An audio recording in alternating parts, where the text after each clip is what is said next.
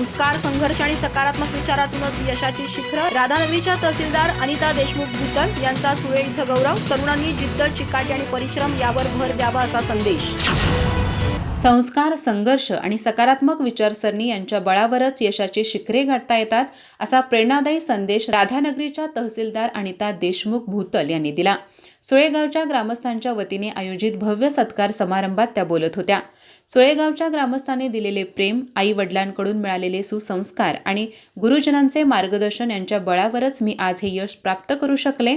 सकारात्मक दृष्टिकोन ठेवून सातत्याने प्रयत्न केल्यास कोणतेही ध्येय अशक्य नाही असे त्या म्हणाल्या. कार्यक्रमाच्या अध्यक्षस्थानी सामाजिक कार्यकर्ते शिवानंद हुंबरवाडी होते.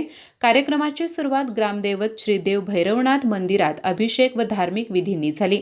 यावेळी तहसीलदार देशमुख भूतल यांनी देवा चांदीचा हार, कर्णफुले आणि सुवर्ण भीकवाळी अर्पण केली.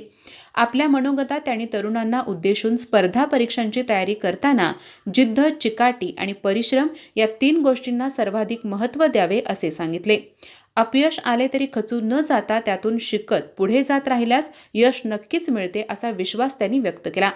कार्यक्रमाच्या प्रास्ताविकात SR देशमुख यांनी सत्कार समारंभामागील भूमिका स्पष्ट करत आपल्या जीवनातील संघर्ष, प्रतिकूल परिस्थितींवर मात आणि सामाजिक योगदानाचा प्रेरणादायी आढावा सादर केला.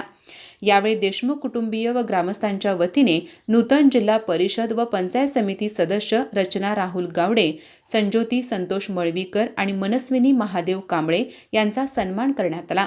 त्यांनी समाजकारण व विकास कामांना प्राधान्य देत जनसामान्यांच्या समस्या सोडवण्यासाठी कटिबद्ध राहण्याची ग्वाही दिली.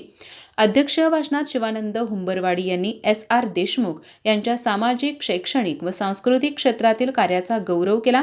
प्रगतशील शेतकरी म्हणून त्यांनी केलेले प्रयोग, समन्वयशील नेतृत्व आणि लोकाभिमुख कामाचा उल्लेख करत त्यांचे कार्य प्रेरणादायी असल्याचे नमूद केले.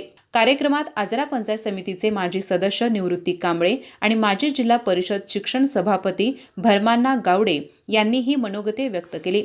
सत्कार सोहळ्यात सुळे गावातील ग्रामस्थ, महिला, युवक आणि बालगोपाळांची मोठ्या संख्येने उपस्थिती होती.